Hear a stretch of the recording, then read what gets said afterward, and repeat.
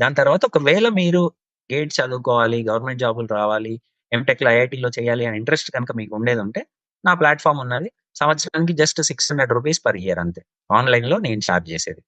Complete GATE కోర్స్‌కి ₹600 per year. So, ఆన్‌లైన్‌లో మీరు రోజుకి 2 గంటలు కూర్చోండి, చదువుకోండి. 4 ఏళ్ళు 3, 3.5 సంవత్సరాలు కష్టపడండి. బీటెక్‌లోనే గేట్ ర్యాంక్ తెచ్చుకోండి. డైరెక్ట్ ఐఐటీలో అడుగుపెట్టండి.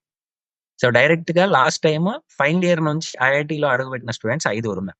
5 మెంబర్స్. ఓకే. ఇప్పుడు మీరు ఇంజినీరింగ్ చేసే పిల్లలకి జనరల్‌గా అంటే అగైన్ మళ్ళీ గ్రామీణ ప్రాంతాల నుండి వచ్చి, గ్రామీణ ప్రాంతాలలోనే చదివే వాళ్ళకి ఎవరైతే ఈ కాంపిటీటివ్ ఎగ్జామ్స్‌ని క్రాక్ చేయాలి అనుకుంటారు. బట్ కొంచెం అండర్ ప్రిపేర్ అరే! నేను బాగా ప్రిపేర్ అవ్వలేదు.